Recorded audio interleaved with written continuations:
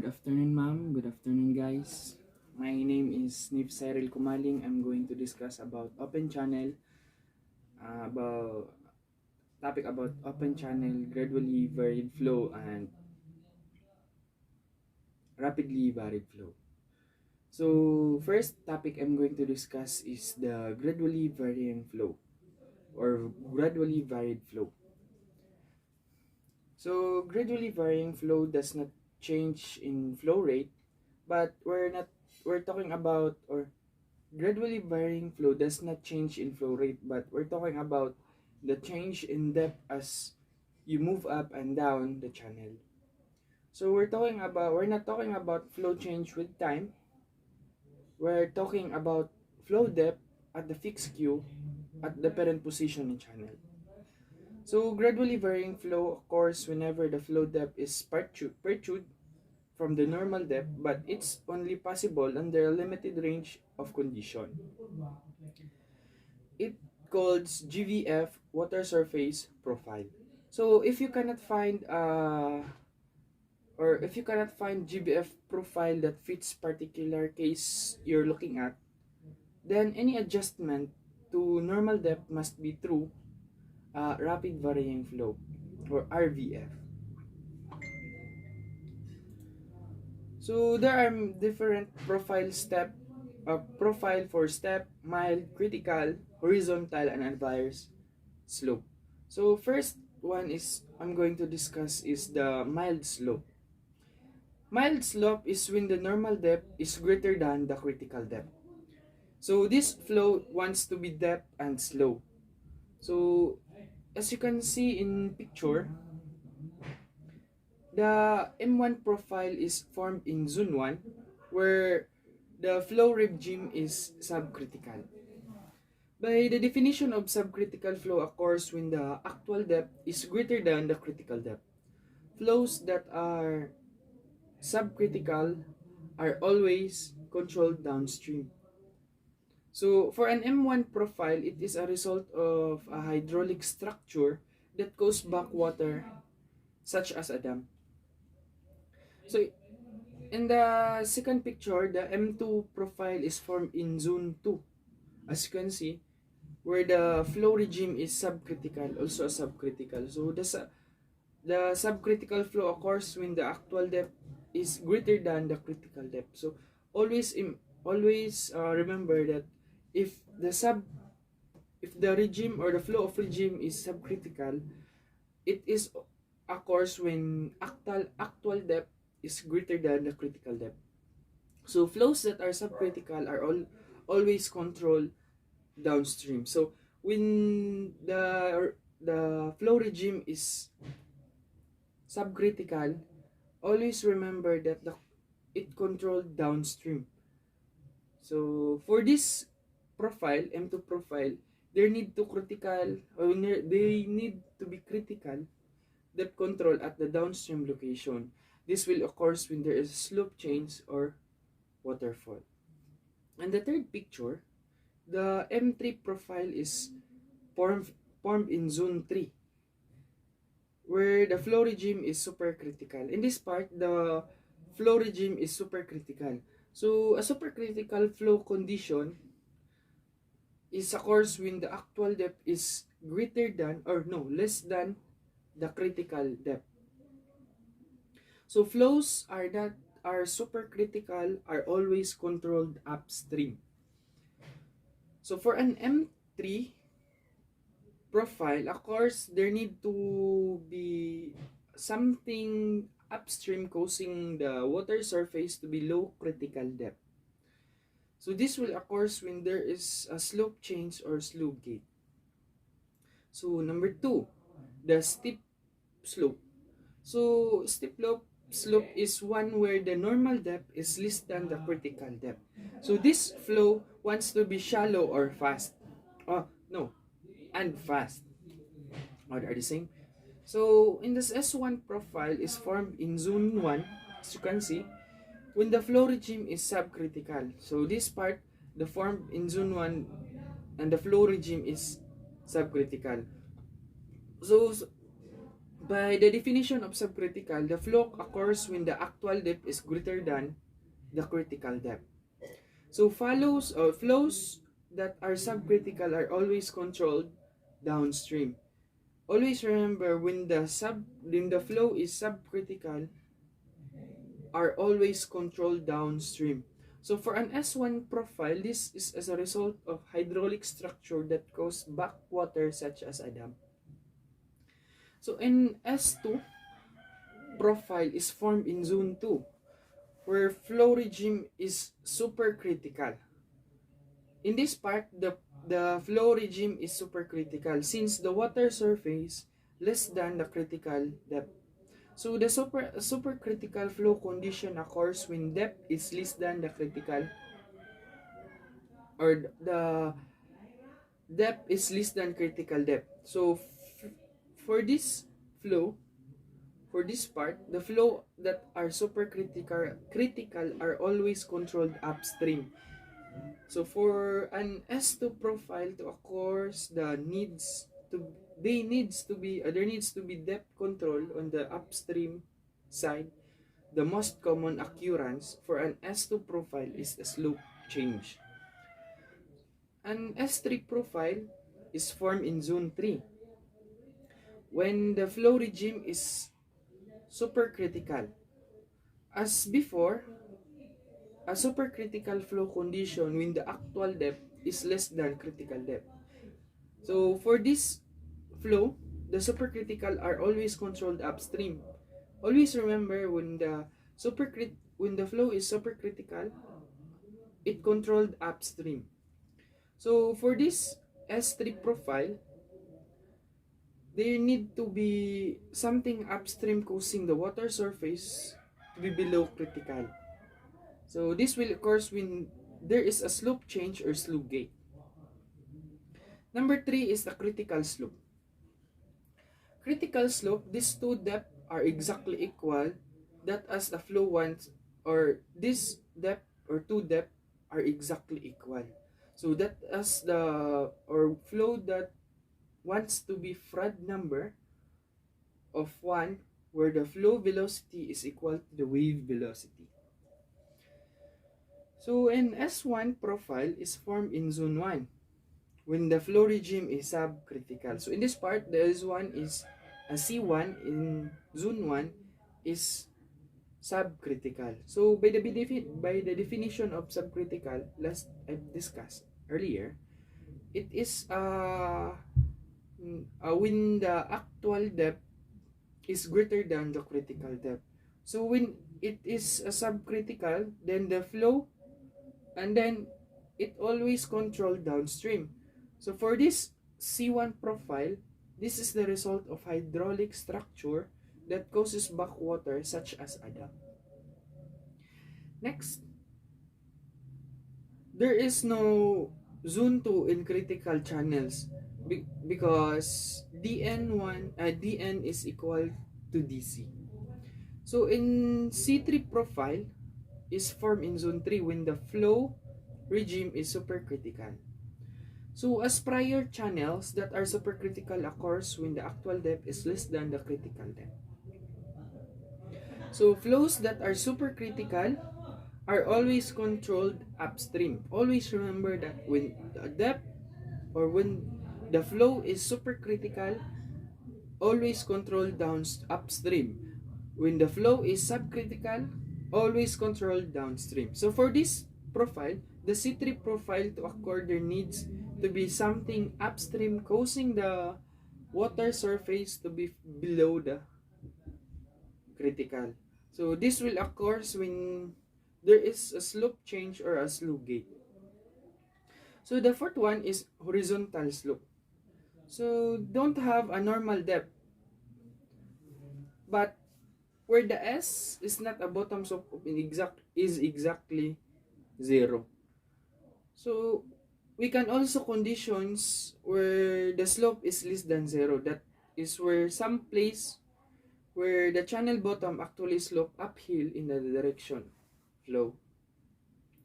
So under to this condition, there is a normal depth. There is no normal depth. So please take note that rivers will have segment that are horizontal. So however, the flood numbers can be calculated since it is a function of slope and the critical depth will be calculated. So there is no zone 1 since normal depth cannot be determined. So in H2 profile is formed in zone 2 when the flow regime is subcritical. Since the flow regime is subcritical, so as before, the subcritical flow flow conditions occurs when actual depth is greater than critical depth. So flows that are subcritical are always controlled downstream. So for this profile, H2 profile, to occur there needs to be critical depth control at the downstream location.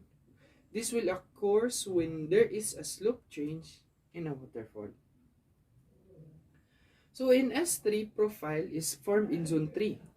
So when the flow regime is supercritical. So supercritical channels occurs when the actual depth is less than the critical depth. And also, the supercritical are always controlled in upstream.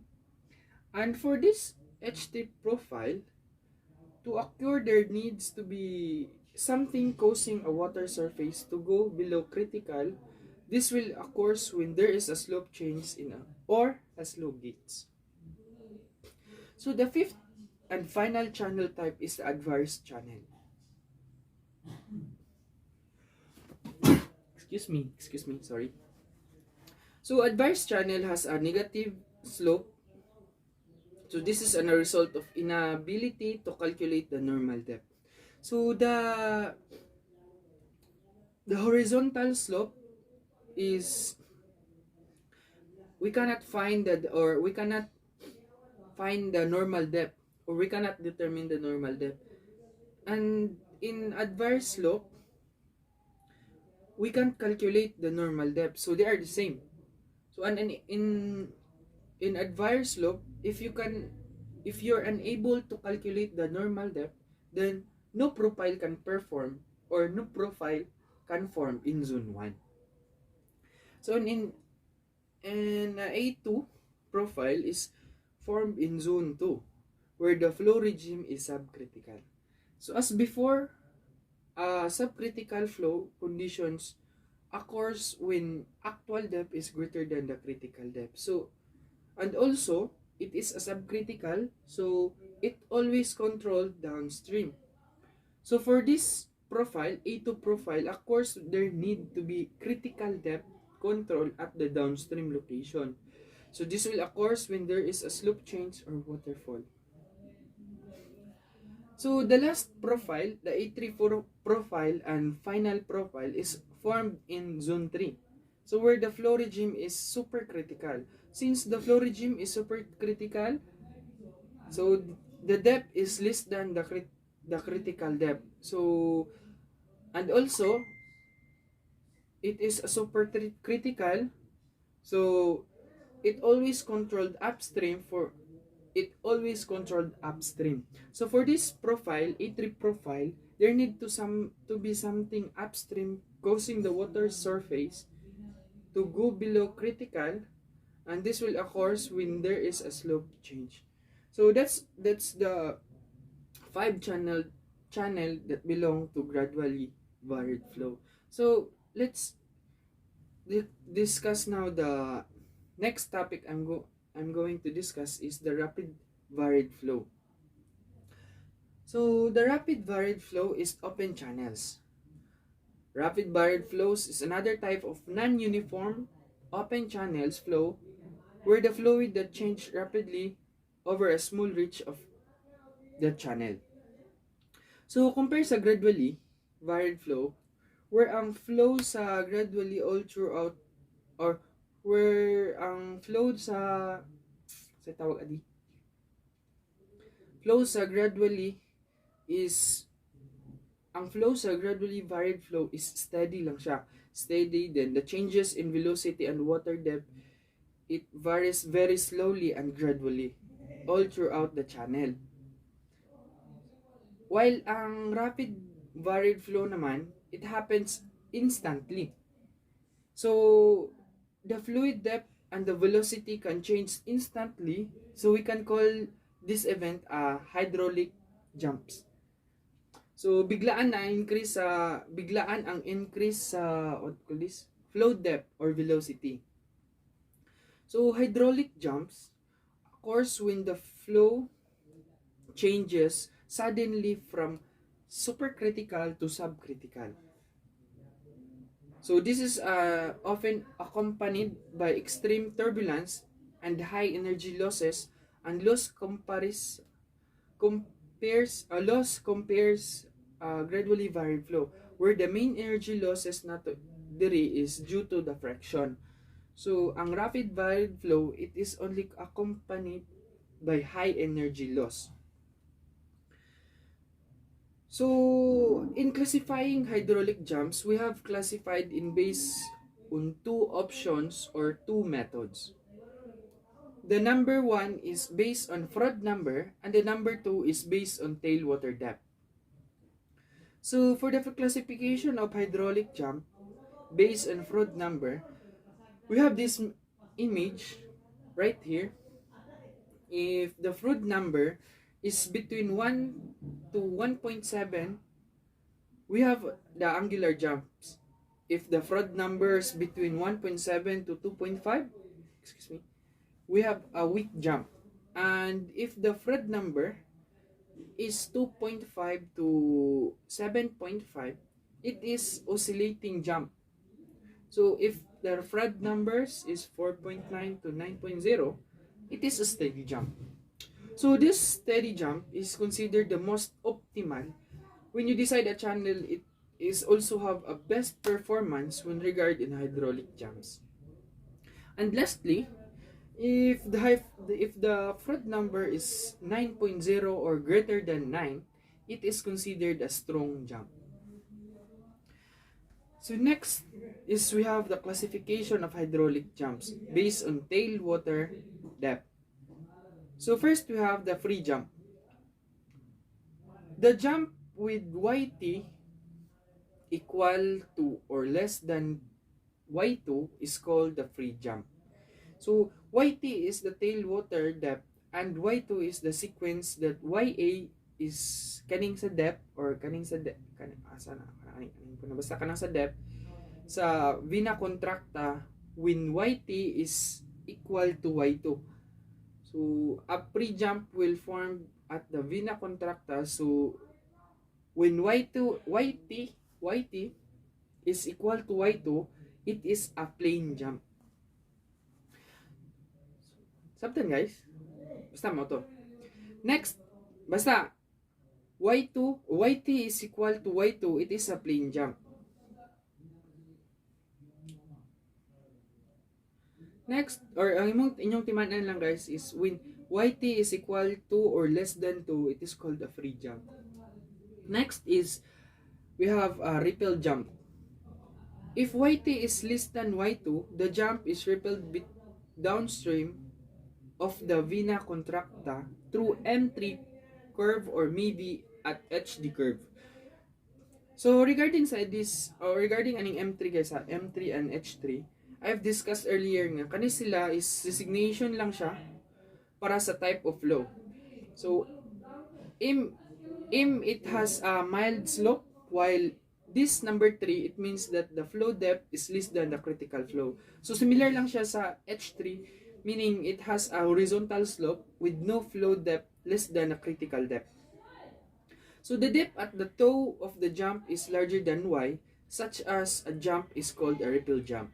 So this ripple jump can be also considered a free jump because it satisfied the equation YT which is less than Y2.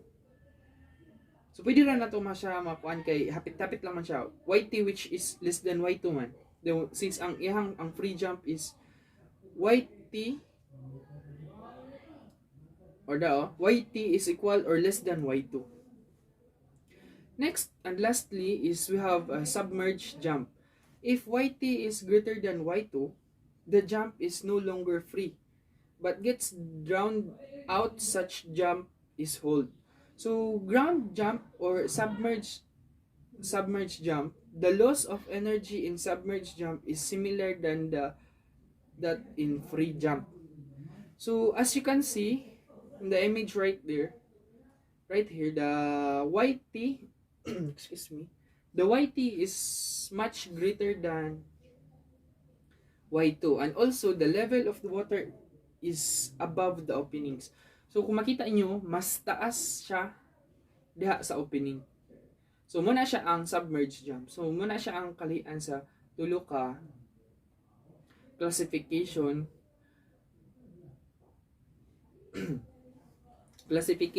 nga based siya sa tailwater depth. So that's all for my report, and hope namin natun-an, and thank you for your listening, and God bless.